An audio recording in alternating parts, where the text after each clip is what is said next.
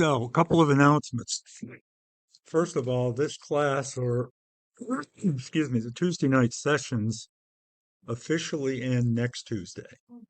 It's the last night with the meals and so on and so forth. But we're going to keep going for a while, and I think probably middle of June for those that is it. Are people interested in still coming? Okay, all right. So we're going to go. We'll see how long, but I'm thinking somewhere probably middle of June. And June 6th, which is also a Tuesday, we're going to meet in the media room, which is just down and around the corner. And that's when we'll watch the movie Before the Wrath. Many people in here have seen it, but some have not. And I think you're going to, for those that haven't seen it, even those who haven't, I know I'm looking forward to seeing it again. It's been a while, so I think you'll enjoy it. So we'll show it there in the media room. And I'll remind everybody again next week. And when we do get together, thankfully, um, after next week, we'll be back in the, what room is this? 208? Yeah.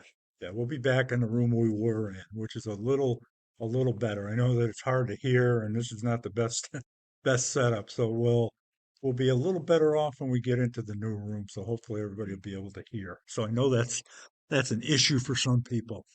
So tonight, I've got a couple articles that I want to go over. Just so much going on. Ricky and I were talking earlier about just everything that's happening in the world, and getting it not just from the Christian perspective, but the secular world as well. I've been turned on to a couple of podcasts recently, and one is a guy I just started listening to Monday. His name is David Wright, Wright, and I sent his link to a few people in here, but it's David Wright, uh, and he's a former CIA operative, and he's very intelligent. He just started doing this podcast probably about a month ago, and he does it at 7:30 in the morning. So when I get up and I'm at my desk at 9 or whatever, he's already done it. It's only about 25 minutes. But what he does is he goes through some key things. Like today, he talked about a little bit about the virus, a little bit about it's talked a lot about China and different things that I think are very relevant. So, food for thought. David Wright. I did send the link out to quite a few people in this room, but um, might want to try. Might want to give him a shout. So, he's talking a lot about things, and Rick has sent me some interesting things as well as did Ricky. So there's an awful, I mean, it's just, if you wanted to listen to podcasts, you could do it 24/7 and not really not miss a beat. So it seems like everybody is now paying attention to the same things we are. So I think it's rapidly getting to the point where we're not the tin hat people. You know, we're basing what we have to say on God's word and um, letting the chips fall where they may. But things are happening so quickly. And so, a couple of articles. And some of the things we need to keep an eye out for, and they're coming whether we like it or not. The question is whether they fully manifest before the rapture or after the rapture. And we don't know. We don't know how bad things are going to get between now and the time the rapture takes place. But we know they're going to get awfully bad beyond imagination after the rapture occurs. So we're seeing the stage being set just about everywhere for the time when Antichrist will come on the scene and set up his one world system.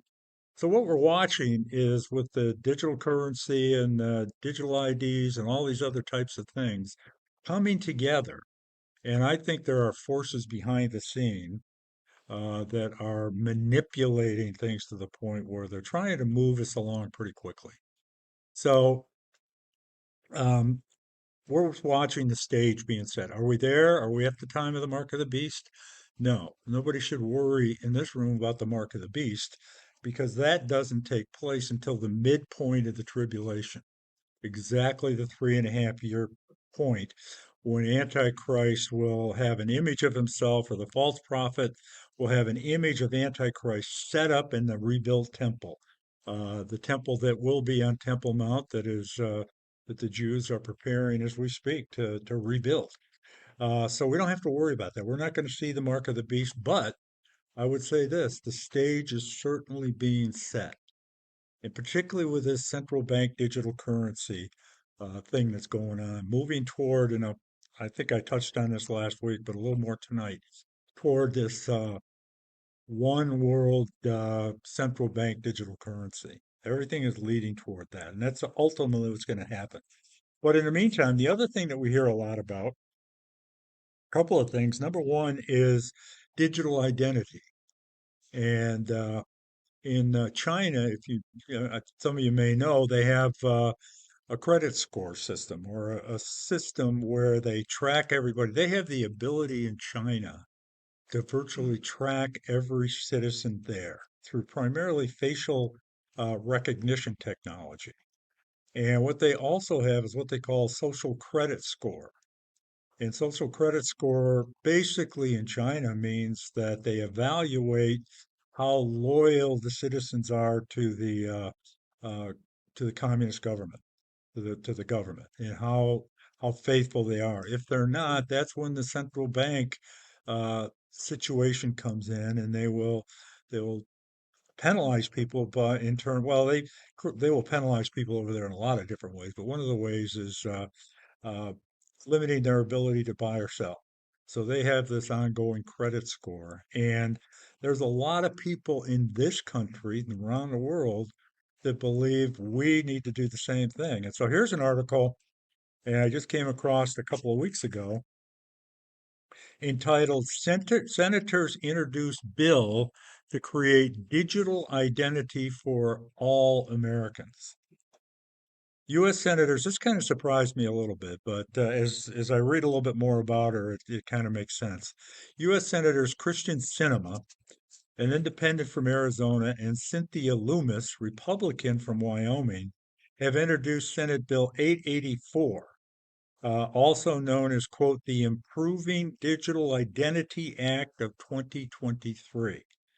The bill was introduced on March 29th without amendments and with a favorable recommendation. The bill states, quote, the lack of an easy, affordable, reliable, and secure way for organizations, business, and government agencies to identify whether an individual is who they claim to be online. Well, you can see where they would want to have a digital identity to make sure that they can the people that are online, whether they're purchasing something or whatever, are who they say they are, and also to hopefully stem the tide of some of this online the spam attacks or whatever they call them that we all get, just one right after another. So it creates an attack vector that is widely exploited by adversaries in cyberspace and precludes many high value transactions from being available online. So they always couch these things under the guise that it's for our own good. These things are happening, so we're just going to fix it with central bank digital currency, FedNow, and digital ID, and all those types of things. Um, Incidents of identity theft and identity fraud continue to rise in the United States, where more than 293 million people were impacted by data breaches in 2021. Now, I question that number.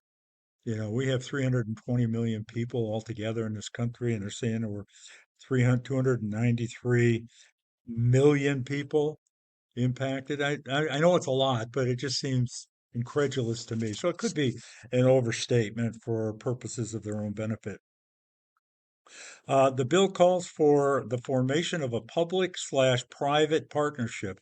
That's the other thing we're seeing with this great reset that is in the background coming out of the World Economic Forum. Is not just based on governments, but it's the private sectors, it's the elites, it's the Black Rocks of the world and other companies working in conjunction with government authorities to bring about this new world order that they're striving for. And so, I mean, the governments couldn't do it all by themselves. So you have a lot of, Microsoft and all these different companies, Facebook, all tied in to this great reset. And I think it's kind of interesting. I'll get to this again in a moment, but how we're seeing all of a sudden all these small banks getting gobbled up by the bigger ones. You saw Federal Bank, I think that's the name of it, just go down and purchased with subsidies from the government by J.P. Morgan, who also was instrumental in bailing out Signature and the other ones that went down recently. I read an article today that basically, and I haven't confirmed it, but it stated that uh, in addition to the three banks that have already collapsed, that there's another 2,500 or so that are in trouble. And what you can just see it because it has to do with liquidity, it has to do with interest rates. It's very complex, but the bottom line is that banks, well, at least the smaller regional banks, don't have if there's a run on a bank, they're gonna have to close their doors. And if we're invested, have our savings or whatever with a small regional bank, it could be a real trouble. Don't ask me necessarily what to do to avoid that, but Big problem now, unlike in 2008, has to do with commercial real estate, the yeah, oh yeah, office buildings. right, And I heard today an interesting story that I don't recall who did it, whether it was a cell phone company or who it was, but they looked at the amount of cell phone activity in several major US cities, and they found that the cell phone activity compared to before COVID in New York City is down 25%, 25% less than what it was. Interesting way to easily look at is activity, yeah, not necessarily business activity, right, but all activity down 25%. right. And John's talking about, for those that are listening, the commercial real estate issue and what's going on there. And right now, the occupancy rate in commercial buildings is something like 39 or 40% on average countrywide. So you got a lot of, and some big property owners have already gone down. So that's just yet one more shoe that will fall. There's just so much going on. The bill calls for the formation of I already mentioned the private public partnership to bring this digital ID system into being. The public and private sector should collaborate and to deliver solutions that promote confidence, privacy, choice, equity. Equity is always an interesting word. It's not equality. Equity means equal outcomes as opposed to equal opportunities. So you see the word equity being bandied about. You don't really see equality anymore. It's all equity, which is that kind of ties into this whole redistribution of wealth thing. I don't know if people saw that the Biden administration plans, and I think it started yesterday, and hopefully they'll do away with it, but people now getting mortgages that if you have a high credit score and a large down payment, they're going to charge you an extra. I think right now it amounts to like $40 a month on your mortgage to that will be redistributed to people that um, are in lesser, that are not as well off. That's redistribution of wealth. That's socialism that we're seeing before our very eyes. One of the things about this private-public partnerships.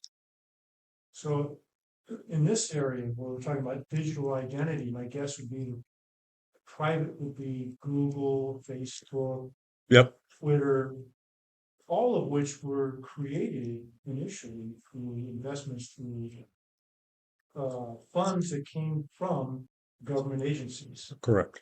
So Right. it's not really a private-public partnership. Yeah. It's just a public partnership. Well, it is technically, but practically it's private public. I mean, they have to bring the two together. I know a couple of years ago, then Prince Charles, this week to be King Charles, gave a speech. I think it was either at the UN or one of these things that they have, where he said that we need to tap into the resources of virtually all of the GDP and private funding around the world.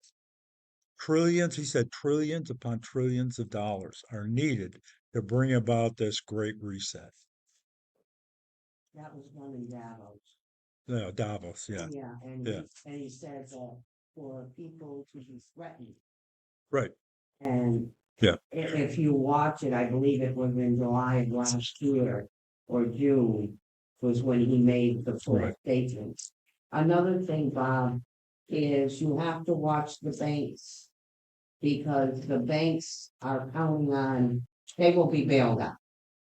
And what they're counting on and what you want to watch for security are the ones that are very conservative on giving out loans because those are your most conservative. right. Yeah, absolutely. The public and private sector should collaborate. I already read that. So a little more from this, and we'll move on to another one. The above section of the bill is extremely vague and left open for bureaucrats and technocrats to require a digital ID to perform any function considered high risk, high value online services, up to and including logging onto the internet. And so, what is a high risk operation? Globalists with ties to the United Nations and World Economic Forum have for several years advocated a digital ID requirement as a way of removing so-called disinformation from the internet. Again, they'll use every little trick they can to convince people that this is the greatest thing.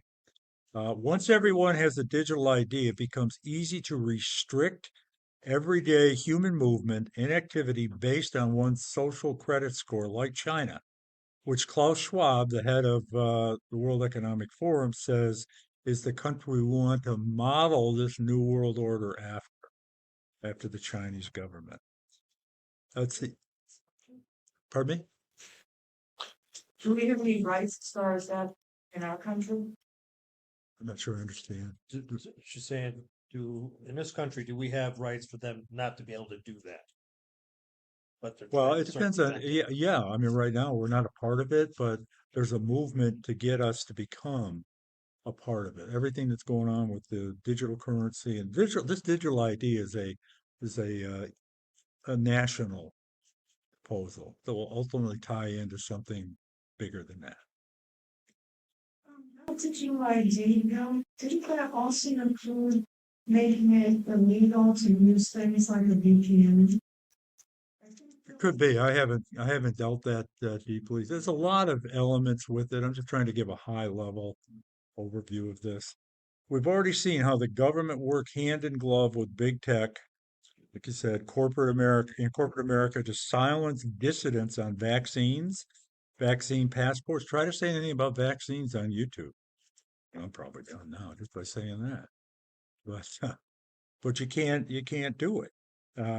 Masking and lockdowns during the pandemic. In Canada, the government worked with banks to freeze the bank accounts of protesting truckers. The whole COVID experience was a dry run for the coming beast system where you won't be able to buy or sell without showing proof of submission to the system. Digital IDs in tandem with the coming digital money will be weaponized into a global, that's where we're headed, a global enforcement system, the likes of which the world has never seen. But John wrote about this 2,000 years ago. These intrusive, invasive attempts to digitize humanity, and I don't know if anybody is familiar with Noah Harari. He is like a consultant for the World Economic Forum. He's Klaus Schwab's right hand guy, and he's an evil man, very evil. And he's the one that's saying that human beings are hackable, and that he's trying to convince people that somehow we're going to become immortal by having our whatever uploaded into the cloud and will be able to go on forever. And he says that we don't want to track people from above, but underneath the skin. And so there's a big move to get us all digitized, and however that happens. Um, Cinema, Christian cinema, it's important to know, was present at the 2022 Bilderberg meeting, which is a big one world organization, and at the 2023 World Economic Forum meeting in Davos. She's quickly becoming one of the darlings of the global technocracy movement. She is emerging as one of the most dangerous women in America. I didn't say that. The author did. Yeah, yeah. Big World Economic Forum. Yeah, yeah. hmm The head of the proposed new tax, she's the one that's suggesting and proposing this digital ID. The head of the proposed new tax force charged with creating the digital ID, according to Senate Bill 884, would be appointed by the president. The Senate bill states that the task force will, quote, establish and coordinate a government-wide effort to develop secure methods to improve access and enhance security between physical and digital identity credentials, particularly by promoting the development of digital versions of existing physical identity credentials, including driver's licenses, e-passports, social security credentials, and birth certificates. So everything's going to be digitized. Everything about us is going to be digitized. And again, whether this happens before or after the rapture, we don't know. When first introduced in 2022, Senator Sinema said, quote, we're supporting innovation and enhancing privacy by improving digital verification to combat identity theft, fraud, and cybercrime. Sounds wonderful. It sounds wonderful. And so here she's and maybe she's unaware of the of what she's saying, but saying that we're supporting privacy, enhancing privacy, when in fact they're taking it away. So they're going to take our privacy away, but people are just, and it's like, those of us in this room and others, few of us here and there that pay attention to this stuff, we know what's going on. But think about the majority of people that just go around and go on and on and on. And kind of reminds, And you're a conspiracy theorist. right. But Just got called one. did you? Oh, yeah, that's conspiracy theory. Well, told them thank you? congratulations. Well, usually conspiracy theories come out to be true. That's right. We were just talking about that That's what's before you got They're here. all Yeah, yeah. So we're no longer the tin hat people, as we said earlier. So, but all this stuff is coming together. Here's another one. I mentioned this last week. Project Icebreaker. Anybody remember that? The beginning. I talk about digital currency. We know that there are several hundred, I believe, or 160 countries that have either developed their own digital currency or in the process of developing one, including the United States. And I don't know if everybody knows, but July 1st, FedNow goes into effect. And all FedNow is a new transaction system, and it's going to allow for financial transactions to be performed 24/7 on a real-time basis, and it's going to be out of the Fed, and it's just precursor. The system will be probably used ultimately with CBDC. So in the meantime, we see the CBDC thing going on. Let's see here. Currency framework very similar to blockchain-based products like Bitcoin, but directly controlled by central bankers, talking about CBDCs. It's a threat to some analysts, including myself, that have been writing about this for more than a decade. So it's good to finally see the issue being addressed more in the mainstream. And we're seeing it in the mainstream. I mean, it's everywhere. The Orwellian nature of CBDCs cannot be overstated. In a cashless society, most people would be dependent on digital products for exchanging goods and labor, and this would mean the end of all privacy and trade. Let's say here are a couple of highlights. Products you consume, services that you use can be tracked to create a psychological profile, which could then become a factor in determining your social credit score, which would be the digital ID. That's where that would come in. Just as CCP or the Chinese Communist Party authorities do in China today. In the worst case scenario, though, economic access is the greatest oppressive tool.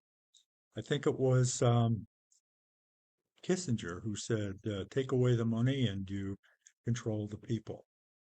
Henry Kissinger is a big time globalist. He was there right at the beginning with all this stuff. With CBDCs in place and no physical cash in existence, your savings will never be truly yours. We talked about that last week. And you'll never be able to hold your purchasing power in your hands.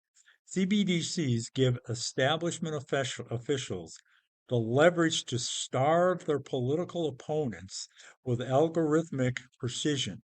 In a world, it would be a new world of technocratic oppression. And it's coming. There's just no question about it. Not a question of if, it's a question of when. Pardon me? They can take your money away. Yeah, Well, that's what they exactly. did up in Yes. Canada with the truckers and those that supported them. Yeah. Somehow and this is long term. It may not be till after the rapture, but yeah, money that we currently have in bank accounts will somehow have to be rolled into the central bank, into the Fed. And the Fed will have the control over every dime that's spent. So I haven't been able to find out how they plan to do that. I mean, if you were worth $10,000 and they rolled it all in, would you still have a value of 10,000? Or I don't know. That's yet to be determined. But once it goes in, you're right, it becomes their money. We lose it. So, and that's going to come. It's going to come. Imagine too, people that, the special people, we have a different way to look at it. Absolutely. And that's where you get into Revelation 6, the black horse, where it talks about preserving the wine and the oil. Everybody else is going to be experiencing hyperinflation and famine, but there's going to be a group, the elites, that will be okay for a period of time. They're ultimately going to come crashing down too. But there has to be that elite group. And it could be, I don't know who they might be, but I know there's a lot of people that think they're part of the elite. But once this goes into effect, they're going to be chopped off at the knees, and it'll be the true elite who will have total control. Like the people that do illegal stuff anyway. Right, exactly. Yeah. It could be very, very, very evil. It's important to understand that central bankers are moving at this is scary, breakneck speed to develop and introduce digital currencies. It's not a matter of experimentation. They've already have these systems ready to implement. The Federal Reserve's Instant Transfer Program, or FedNow, which I just mentioned, is set to debut in July, which is not a central bank digital currencies, but is an intermediary step toward instituting CBDCs in the near term. So rather than the Bureau of or the bankers system like the SWIFT system and other systems being the clearinghouse through which all transactions go, in this country it'll be through this FedNow system. It'll be instantaneous and it'll be in real time. And with the idea that I think it's more for corporate folks, but for us, I mean, do we really have to wait that long for a transaction to clear? If you go into the bank or if you want to take some cash out, you do it instantly, but apparently not fast enough. So that's what's Fed now is going to take care of. So basically, that's like you get a check from somebody, you deposit it. You got to wait, depending on the amount Right. and the bank. It can be anywhere from 2 days to 10 days. That's true. That's true. I can, No, it's gonna be the yes, Fed. it will be the central bank ultimately. And then ultimately probably a one world central bank system, which is what we're getting to here. Hide our cash under the mattress? Pardon me? Should we hide our? At that point, your cash is going to be toilet paper. They're going to get rid of cash. I don't know what the answer is. I don't know what the answer is. I'm not sure there's, hear people talk about having gold or having silver or things. Who knows? I know that Or grow book your edu- vegetable, huh? grow your own vegetables. Grow your own Your vegetables. vegetables would be worth more than than the cash. Yes. Yeah. That's right. Just Okay, like so toilet paper wasn't. I came across an interesting program called Project Icebreaker, being run by the Bank of Internal Settlements, BIS. For those not aware, the BIS is a globalist institution with a clandestine or secret past known as the central bank of central banks. It's the policy-making hub for most of the central banks in the world.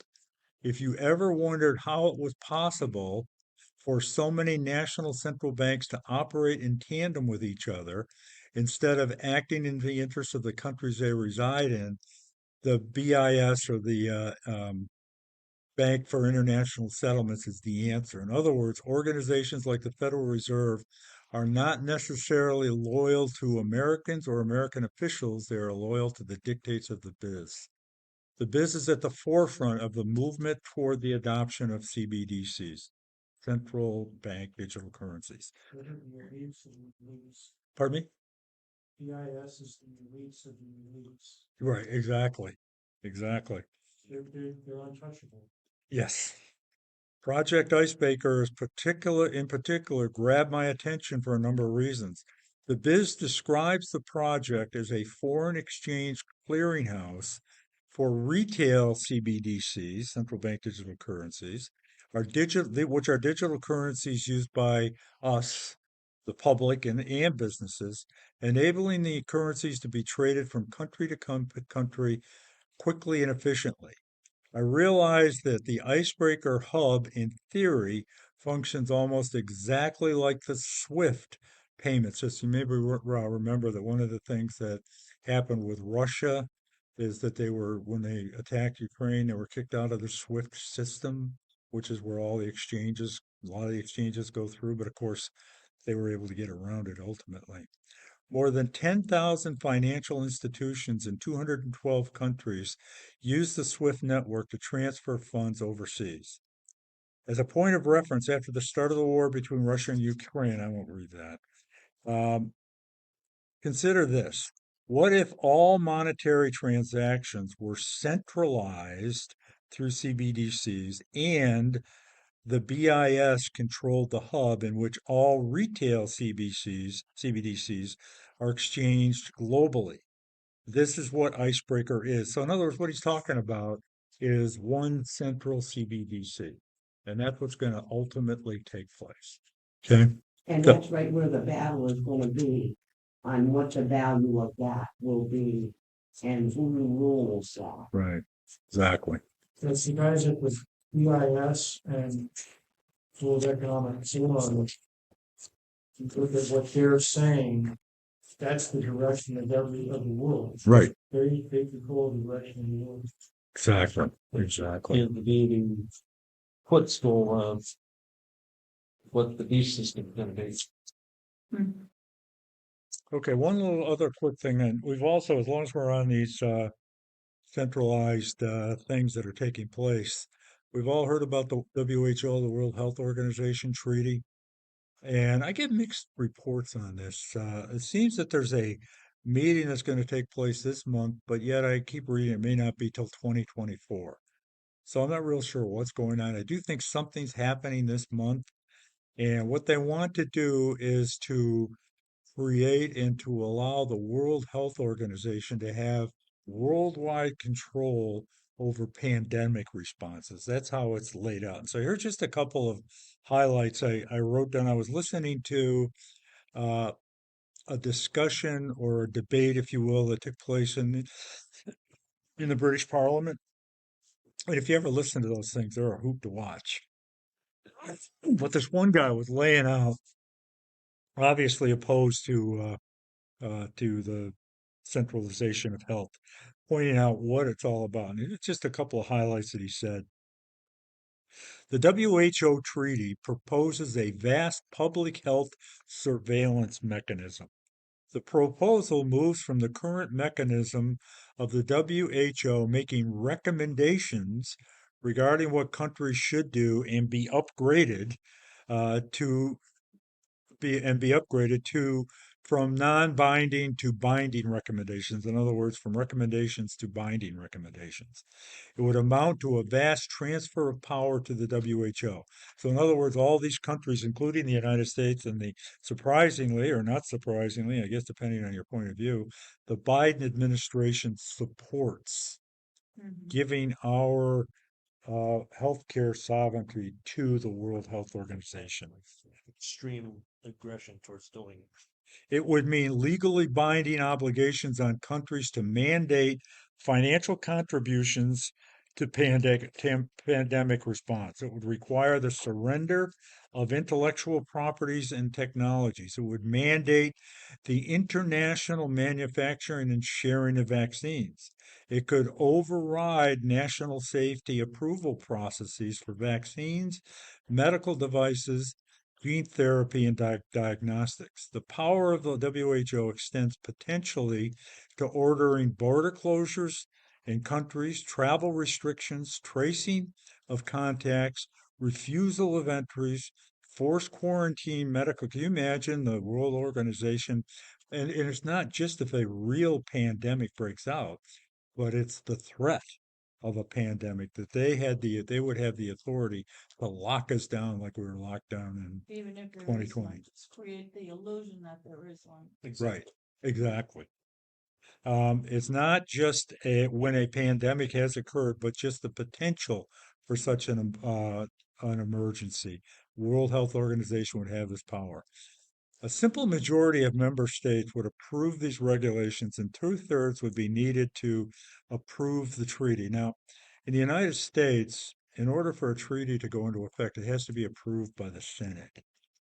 And I don't think that the votes would be there for this to take place, but I have heard that the administration is trying to do an end around on this and declare that it is, quote, an international treaty, which would mean that they don't have to go through the Senate. And with everything that's going on with our government, something as dastardly as that would not surprise me one bit.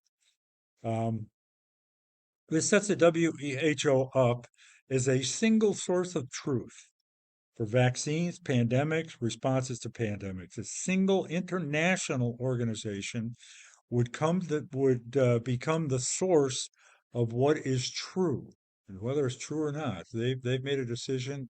That's it. You live by it. So more to come on this. I don't want to get into our study, but any other comments, questions, thoughts? That supports the emotion. I can't hear you. Supports gain of function research. Oh, yeah, right. Yeah, right. Yeah, exactly. Exactly. Sorry about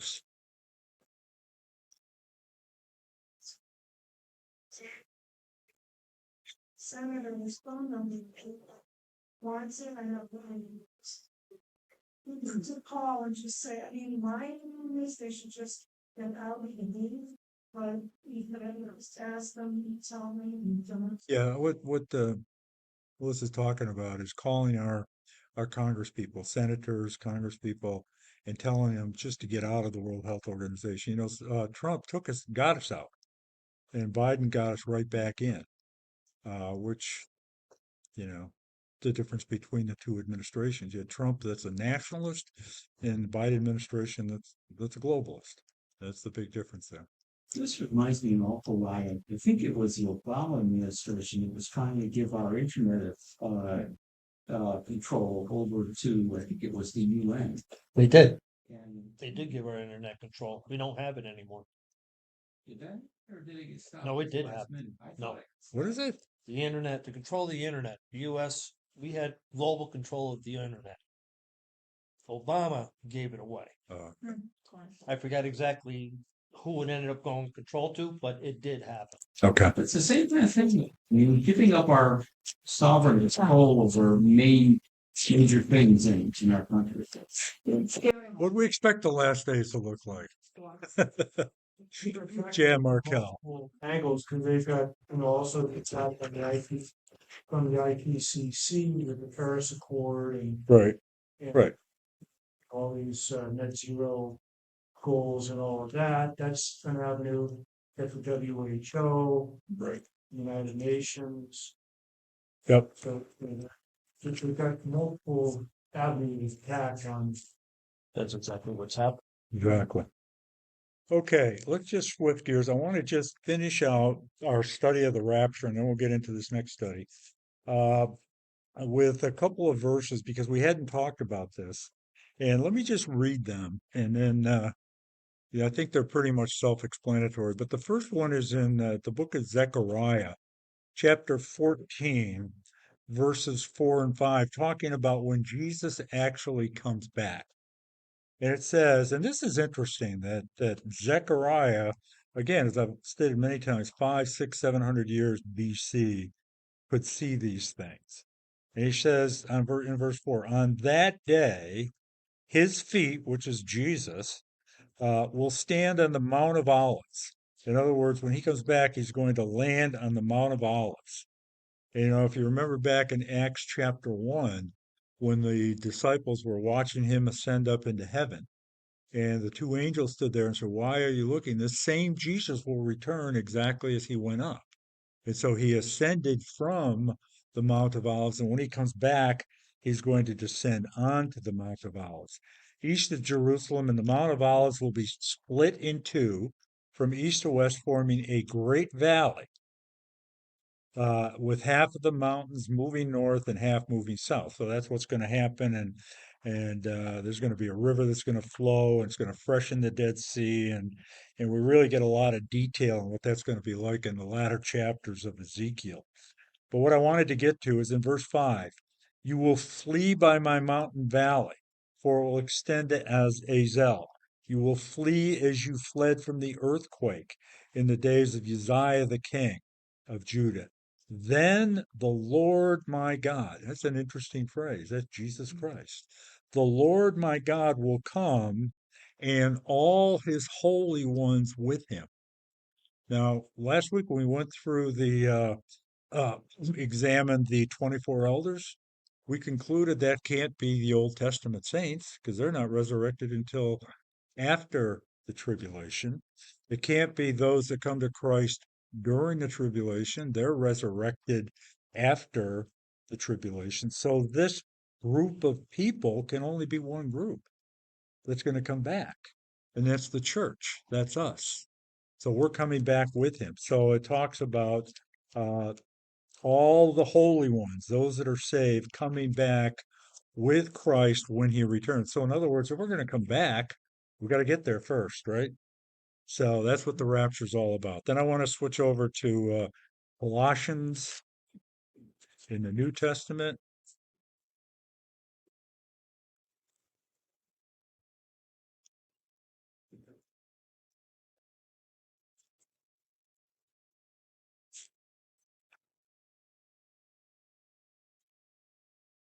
Colossians chapter 3 and verse 4. When Christ, who is your life, appears, then you will also appear with him in glory. We're going to appear with him. Just one more testament to that. And then over in First Thessalonians chapter 3, verse 13. May he strengthen your hearts so that you will be blameless and holy in the presence of God and of our God and Father when our Lord Jesus comes with what? There it is again. All his holy ones. Again, it has to be the church. That's Colossians chapter 3, verse 13. I'm sorry, First Yeah. Thessalonians 3, verse 13. 3:14? It's 13. 13. There's no 14 on that chapter. There's some all time. First Thessalonians. First Thessalonians 3? Yes. Yeah.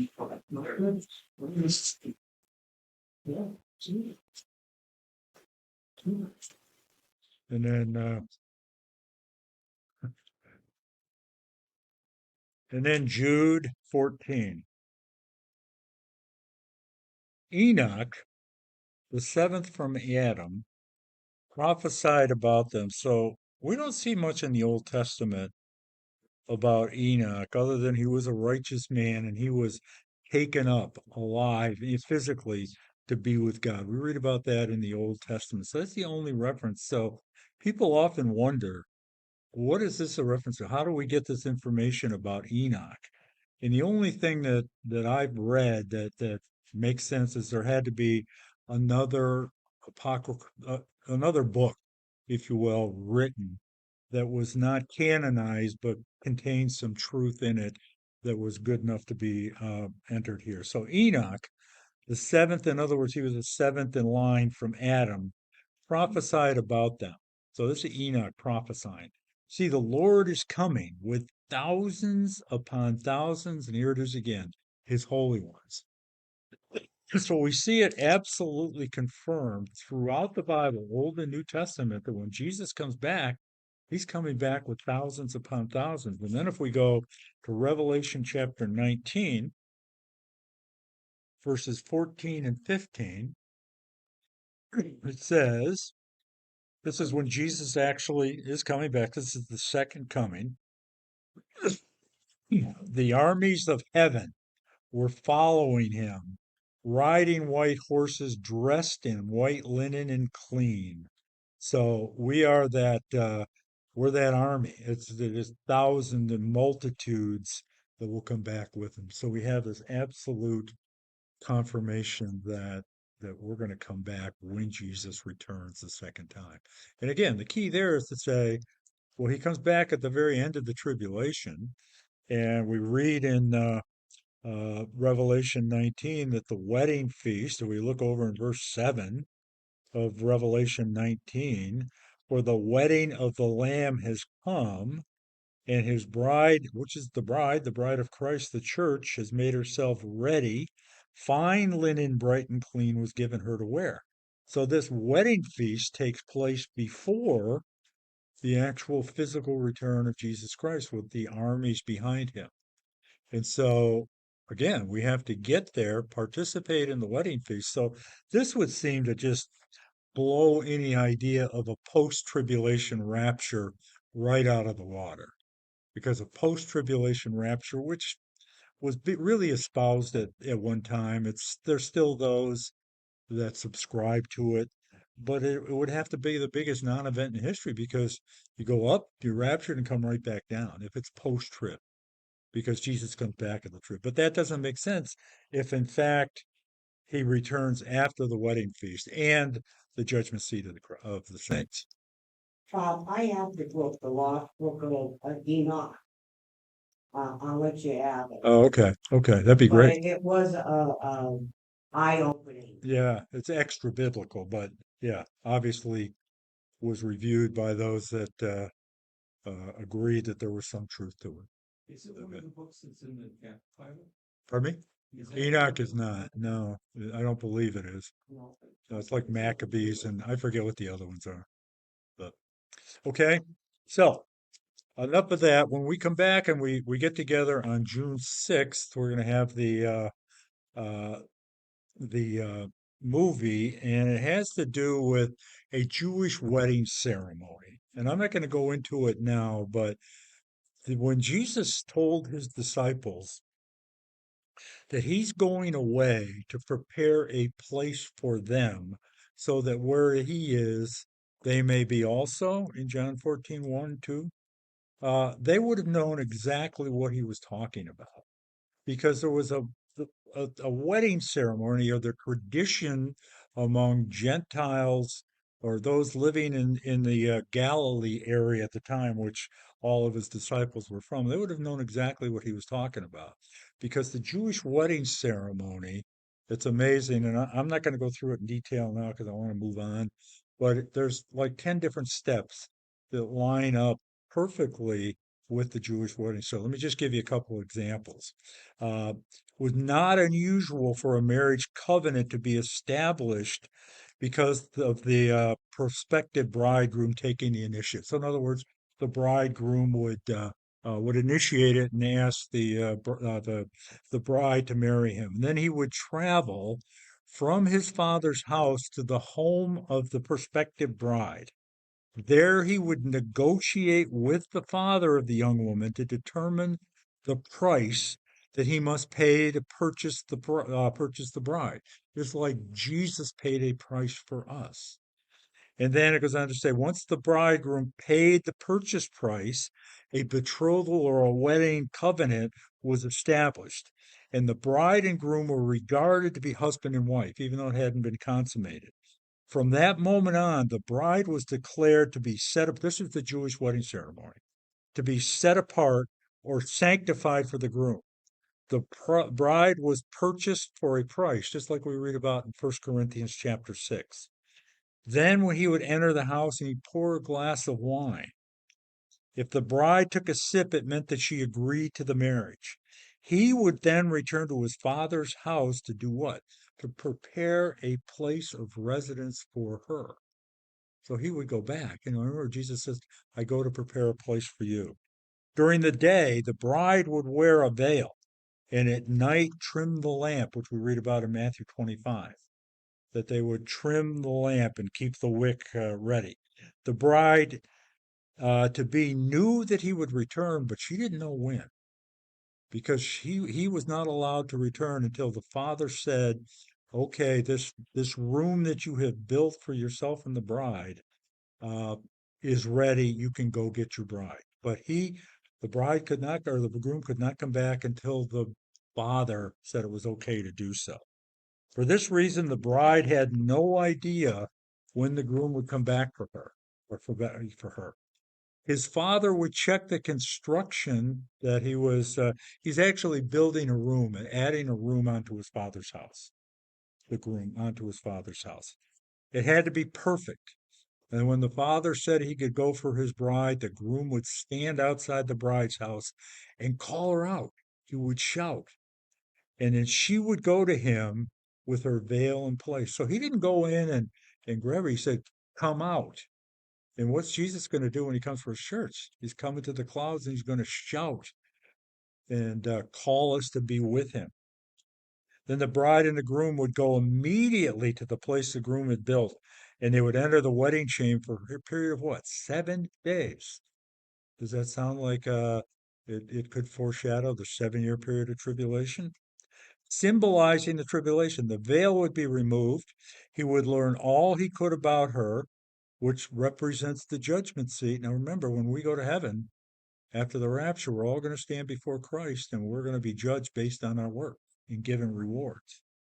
After 7 days, they would go out to what? A wedding feast, we just read about. At that point, the bride has been made ready. And it goes on from there. And what this movie does that we're going to see is it captures this Jewish wedding ceremony perfectly. It's really very well done, and I think you're going to enjoy it. It's about what, an hour and a half, maybe? Yeah. So we're going to show that on June 6th, and in the media room, and so look forward to that. Questions? Okay. I want to move on now to probably one of the more important um, prophecies in the Bible today, particularly with what we're seeing going on in the Middle East. And that's a look at Ezekiel chapter 38 and 39. Before we get there, John was remarking earlier that there's so much going on in the Middle East right now with fighting and Israel under attack and political issues. It seems as though Israel is really being backed into a corner. And that's what's going to happen. And I'm going to kind of jump ahead here a little bit. But God Almighty has a plan to uh, prove himself to the Jewish people and to the nations of the world by what he's going to do in response to an attack that's going to come against the nation of Israel that we read about in Ezekiel 38. And I want to just uh, read a couple of things I think are interesting, lest we think that it's impossible for Israel to possibly defeat this invading army. And I'm going to tell you before we get started that it's not the Jewish people that are going to win this battle, but it's God Himself. And so, what we read here, I want to just read a scripture from the book of Amos, which states, I will plant Israel in their own land. So, Israel, the Jewish people, as we know, was scattered throughout the world. They were scattered because they rebelled against God in the Old Testament, and they did not recognize their Messiah in spite of the obvious evidence that the Old Testament pointed to his coming in so many different ways. So he says, I, after he scatters them, and this is a key, I will plant Israel in their own land, never again to be uprooted from the land I have given them, says the Lord your God. And so what we have here is that when Israel, the Jews, come back into the land the second time, which is what we're witnessing, and really began in earnest rather, with the 1948 or in 1948 when they became a nation, and actually the beginning of the 20th century, is that represents the second time that they were coming back. But that prior to that, the Jews had been scattered throughout the world to the four corners of the earth, scattered. But amazingly, through that time, they never lost their identity. They never lost uh, their uniqueness. You know, you would think after 2,000 years of being scattered throughout the world and the land of Israel becoming a desolate wasteland that nobody could live in, um, that they would have intermarried and intermingled and lost their identity. It didn't happen. It didn't happen because God wouldn't allow it to happen. So I want to just kind of read a couple of what I consider to be pretty interesting accounts. There's so many of these miracles that Israel has experienced since they became a nation in 1948. You can look throughout the Old Testament, and God, for example, prophesied that certain nations, like the Amorites and the Hittites and uh, three or four others, would cease to exist because he would defeat them. And you can't find them today because of the treatment their treatment of Israel. And so here's an article entitled Miracles During the War of Independence. So Israel on May 14th, and I guess actually depending on the calendar you look at, let's just say it's May 14th, 1948, 75 years ago, becomes a nation. And Isaiah in chapter 66 says they will become a nation in one day. Who could declare a nation in one day? That's precisely what happened on that day. When then Prime Minister David Ben-Gurion says, today we become a nation. So Israel became a nation May 14th, 1948, in one day, exactly as prophesied by Isaiah 6 in Isaiah 66. So right after they became a nation, statehood was declared. Now remember, they had gone through the Holocaust. And as awful as it might be, it really took the Holocaust to ultimately lead to that brief period of time when the world was sympathetic to the Jewish people. They were aware of it. Didn't last very long. And today you got many anti-Semites out there trying to claim that the Holocaust never happened, which is the ultimate in anti-Semitism. But there are those that do that. One of which is Mahmoud Abbas. The So uh, it was not only Ben-Gurion that declared with Israel, but more importantly, even it was the UN declared that Israel. Well, the U.S. yeah, The U.S. supported it, and then the UN agreed to it. yeah, yeah. The UN had taken the charter from Great Britain, and they were the ones that I forget what the term is, but yeah, they were the ones that made the offer, and it was Ben Gurion who stood up.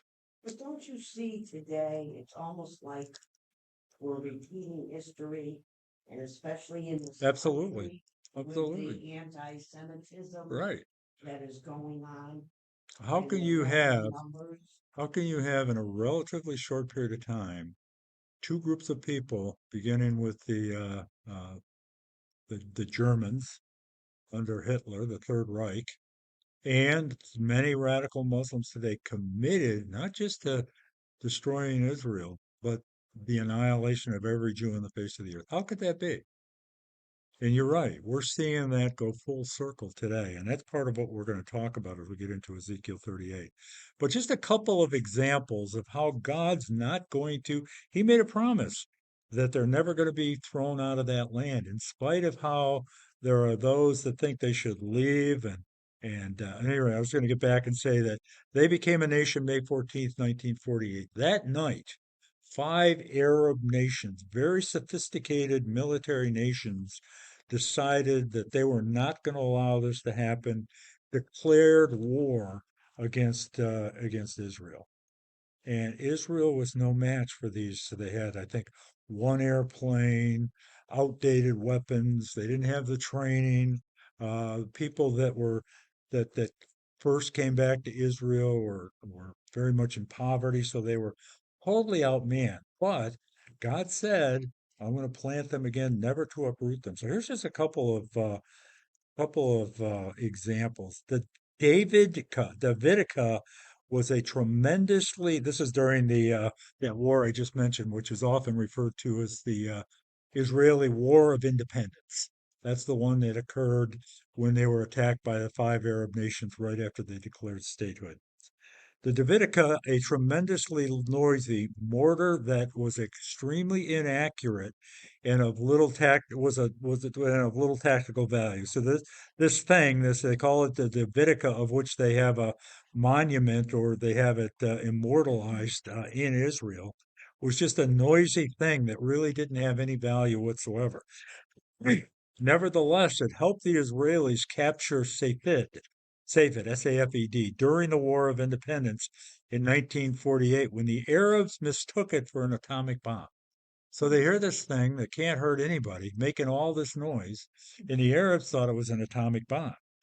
Even as Israel declared its statehood on May 14th, 1948, 5 mechanized Arab armies invaded. The Jews only had 35,000 fighting men, no air force except for a small training plane out of which a pilot dropped a grenade, and only 6 tanks. The Egyptian army alone had 40,000 soldiers, 135 tanks, heavy guns, and an air force of over 60 planes, including Spitfires and bombers. The Jordanians had the Arab Legion, which was trained by the British and led by an Englishman, along with 48 British officers. Yet against all odds, think about that, 35,000 men, one rickety old plane, 6 tanks, really very little ammunition, and they defeat this confederacy that comes against them. Against all odds, the Jewish fighters won. Many of the pitched battles became epic and smacked of the miraculous. So this is God that's done this. And there's so many stories and accounts. For example, the Egyptian army launched an attack along the Mediterranean coast against a kibbutz, which is a small village, on May 19th, 1948, as part of an offensive to take Tel Aviv. 2 infantry battalions, 1 armored battalion, 1 armored artillery battalion expected to take the kibbutz of 130 residents in 3 hours. Instead, the battle raged for days. The Jewish settlers held off the entire Egyptian army much longer than anyone expected, using homemade weapons that many times did nothing more than make noise. They even used mock soldiers made out of wood, which they moved from trench to trench in order to give the appearance of great numbers. Although the Egyptians eventually broke through, they were now days behind schedule and their morale was badly shaken. The Jordanians had a very strong grip on the old city of Jerusalem. 3 times the Israelis tried attacking at a point called Latron, but were unsuccessful. The road between Jerusalem and Tel Aviv remained cut.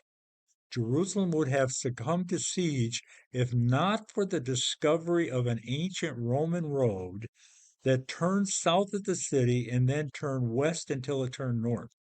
A great deal of this road was constructed by religious Jews in the dead of night to avoid Arab snipers. The final road was bumpy and laden with holes, but it was a road. It enabled trucks to come into Jerusalem and effectively break the siege. In the north, the Arabs were encamped at the top of Har Canaan, which overlooks Safed. It was a virtually impregnable position. The Jews could not control the road to Safed or the city itself as long as they were there. Then the Israelis brought up their Davidica again, a tremendously noisy mortar that was extremely inaccurate and of little tactical value. One Friday afternoon, the Israelis fired a Davidica several times, and then a miracle happened. It rained. It never rained in May and June there. The Arabs were now sure that the Jews had an atomic bomb. What else could make it rain? I mean, that's just one account. There's really an interesting here one if I can find it. Um, okay. Um, June 6th, or June 5th, 1967, known as the Six-Day War, which is again when several Arab nations decided they were going to wipe out Israel, and Israel won the war in 6 days. That's why they call it the Six-Day War, against all these other countries. Uh, June 5th, 67 marked the beginning of the Six-Day War. During that time, God fulfilled his ancient promises as recorded in First Kings, where he proclaimed Jerusalem, quote, as the city where I have chosen for myself to put my name. That's an important thing to bear in mind. That's the only city in the world that God has connected himself to. When the war began, however, Jerusalem was a divided city, East and West Jerusalem. Under the control of Jordan following the 48 War of Independence, Israel's holiest sites, the Western Wall and Temple Mount, were off limits to the Jews. So Eastern Jerusalem during the Six-Day War at the beginning was under the control of Jordan. The Jews had no right to go there, which is where the Western Wall is and the Temple Mount. That's their holiest sites. The Jordanians had annexed East Jerusalem, which deteriorated under their rule. They destroyed all but one synagogue in the Jewish quarter, along with Torah scrolls and books. Then in May 67, Egypt declared war on Israel. Radio Cairo, Egypt, broadcast an ominous message. The existence of Israel has continued too long. The battle has come in which we will destroy Israel. Such menacing talk from Egypt, joined by Syria, Jordan, and Iraq, and supported by Kuwait, Saudi Arabia, Algeria, and Sudan, put the small Jewish nation's military on high alert. The Israeli Defense Forces had witnessed a formidable buildup of troops and weaponry in the Sinai Desert, representing a huge threat. So were the so sure were the Israelis of defeat, they prepared 40,000 coffins. Realizing they'd be vastly outnumbered in battle, the Israelis put into effect a gutsy preemptive strategy that relied on strength or on speed and secrecy. It was named Operation Focus. Israel's military leaders determined that the only way to defeat Egypt's vastly superior air force was to make a preemptive strike and neutralize all the planes while they're still on the ground. And on June 5th, they set that in motion.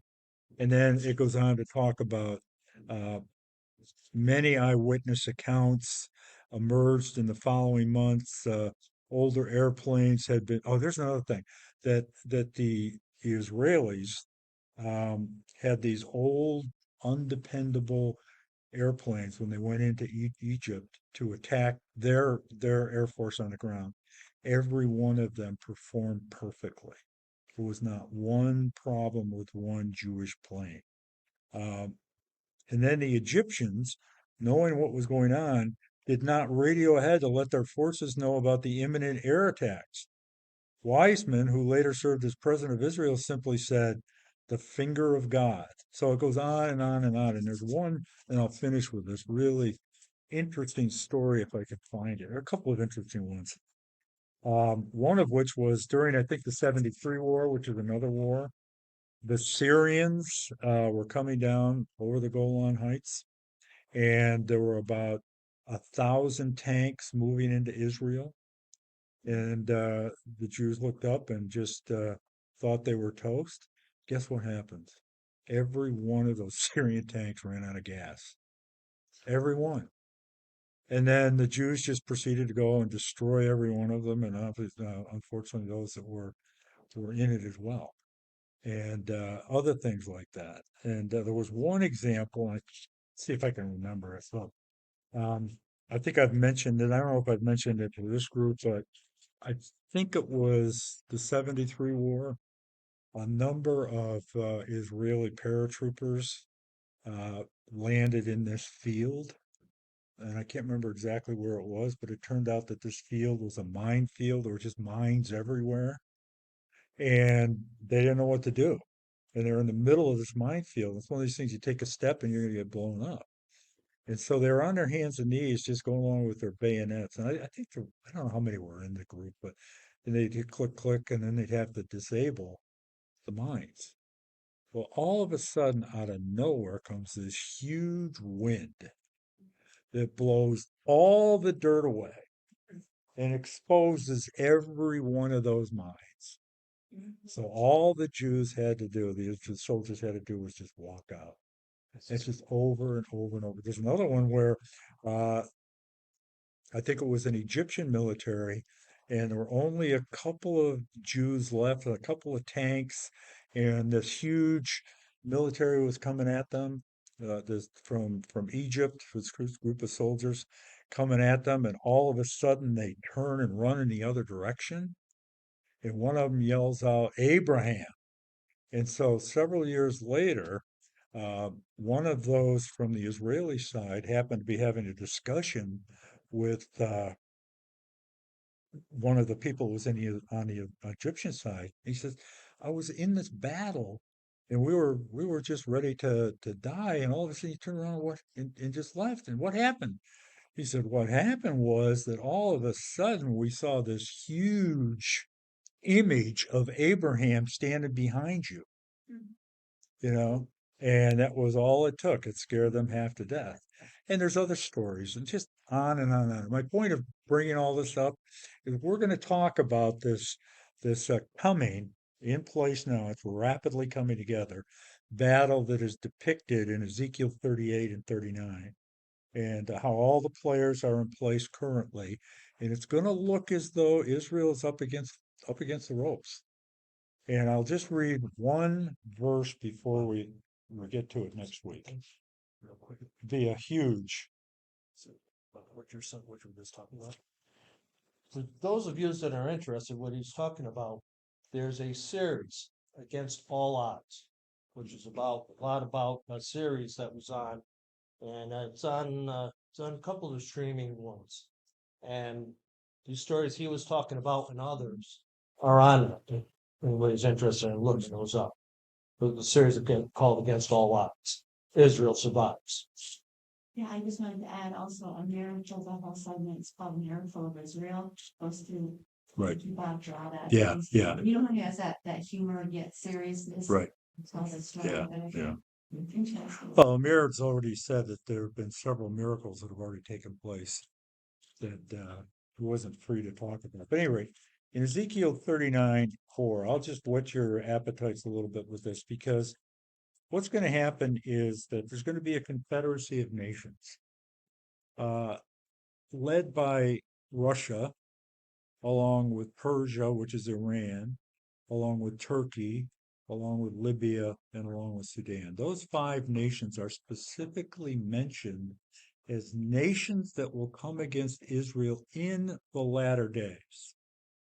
And you have to put yourself back in Ezekiel's time, and there were no major nations north of Israel at that time, but he's foreseeing the time when these nations are going to move on Israel with the objective, like everything else that's ever happened, to wipe them off the face of the map. And we'll get into much greater detail.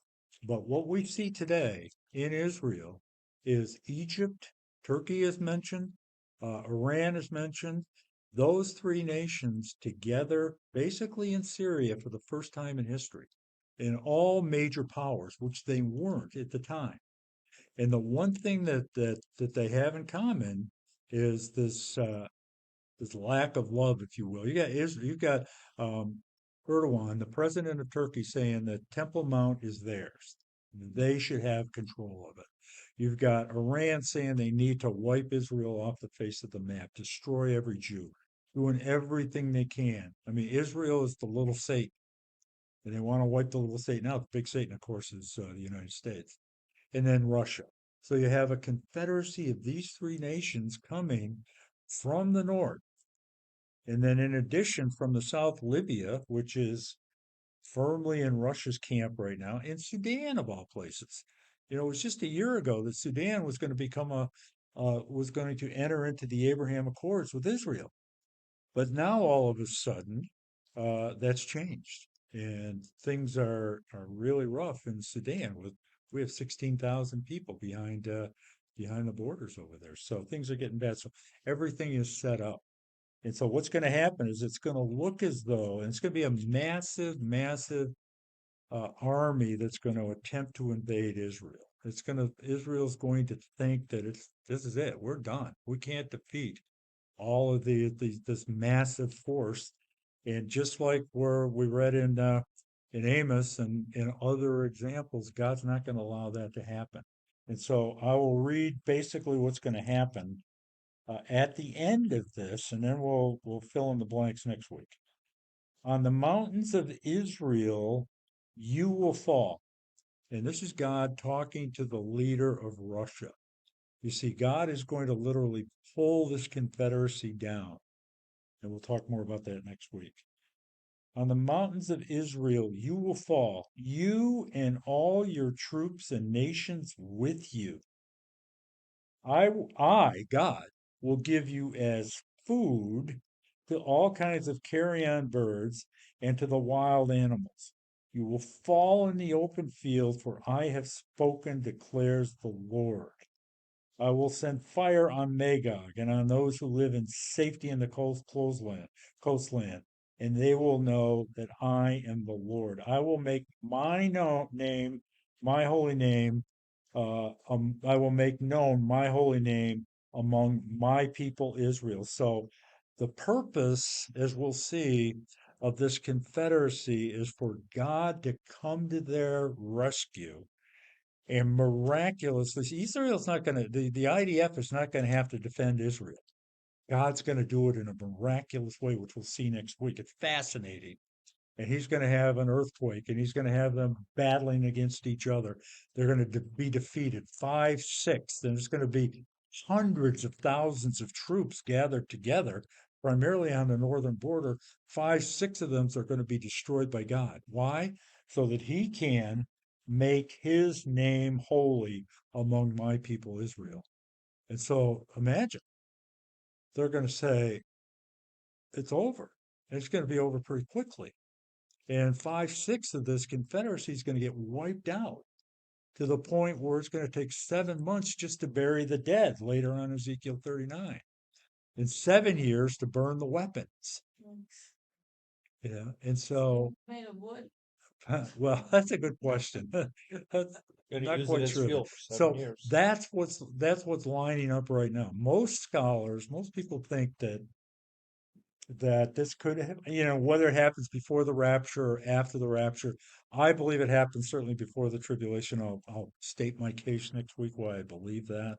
But that's not what everybody agrees. What everybody does agree is that this event will take place. And we're seeing the stage being set as we speak. John, when you see all this stuff going on over there, it's a prelude. It's a preface. It's getting the everything in shape and ready. So like Russia, how's Russia going to do it? Well, they have to win this battle with Ukraine, and then they 2 years ago Russia was in pretty good shape and pretty good relations with Israel. That doesn't exist anymore. 2 weeks ago, it was attacks from Lebanon and Europe. And then it was attacks from the West Bank. And then it was attacks from Gaza in the south. All right. And along the way, it was getting back and forth with Syria, several back and forth to Syria. It just keeps going on and on, and Iran's in the midst of pretty much all of it. Right. Oh yeah. Iran is the cause of it. They have proxies in Syria. They have proxies. Hezbollah's a proxy. Hamas is a proxy. The Houthis are proxies. They're fomenting trouble in Sudan. With the idea that all this is going to ultimately converge on Israel.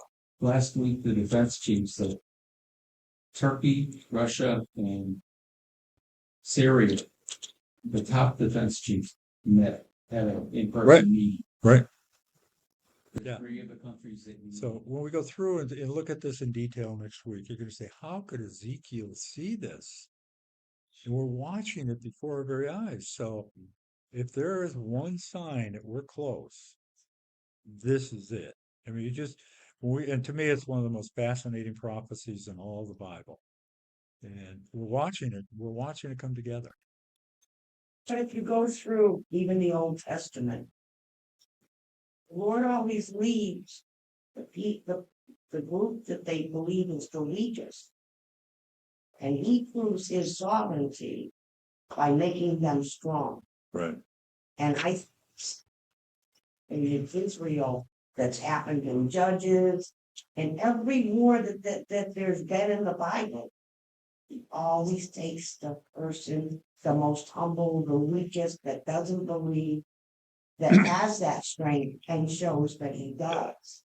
Yeah, and you're right. You're absolutely right. Here's the key. The key goes all the way back, and we talked about this months ago, the Abrahamic covenant, where God said he was going to create a great nation, and they will never cease to exist before me, and established an everlasting, eternal covenant with them. And it was his covenant. It's not their covenant. The fulfillment of that covenant requires only one entity, and that's God himself. And so he's made promises to Israel's forefathers, Abraham, Isaac, Jacob, and we're seeing those promises being fulfilled today. You just can't, as Don Stewart always says, you can't make this stuff up. So it's fascinating. And so for a time like this, are we here for a time like this? I think we are. We have the privilege of watching this stuff unfold right before our eyes. And it should give us confidence to know that if we're centered on his word, then the enemy's going to try to come against us. Make no doubt about it. And we need to stay centered on him, stay true to the Lord, pray for this group, pray that nothing is ever allowed to take place. And so with that, we'll end. Questions or comments? Are we going way over? But I just had one last comment. If it was interesting that story or saga that Bob just told about the two wars with Israel, there's a fantastic book called 7 Tipping Points That Raise the World, and it's about 7 battles, beginning with one in Assyria, that's some days, and ending with one in based on the date the book was written, ending with the Battle of Britain at the end of near the end of World War II. That always shows, the side that was down and was highly unlikely to ever win, with them winning, and to such an extent that God had to have been or had his hand in control of those. Fantastic book. Seven tipping points that say 7 tipping points. It's seven tipping points that change that save tipping. Oh, 7 tipping points. Okay. Okay. It's not about prophecy, but Yeah, it's about but- God's power and control over what's Okay. really happening. And that's why I went through some of these things, because it's evidence. If God says they're in the land and he's never going to disperse them again, he's going to protect them. And they're going to go through a lot. You just understand, during the tribulation, they're going to go through a lot. So, Father, we just thank you for this time.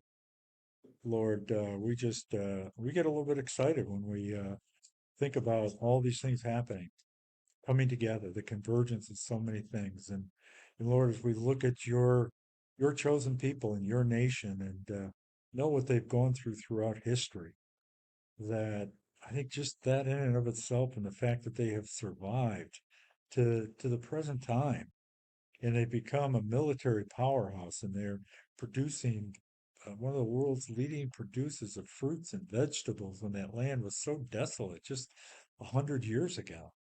It's just testimony to the fact that you are true to your word, and we can put our full faith just looking at how you're dealing with Israel and how you dealt with them in the past and what you're going to do in the future should give us the confidence that you are absolutely true and faithful to your word, and that while we may go through and experience some difficulties, we're not going through that wrath.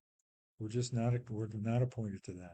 So I pray for everyone here tonight, Lord. Bring us back next week safe and sound, and Lord, as we finish this part of the study, Lord, we're going to go a little bit longer, and help us, Lord, to stay in tune and to stay truthful and true to your word. In Jesus' name we pray.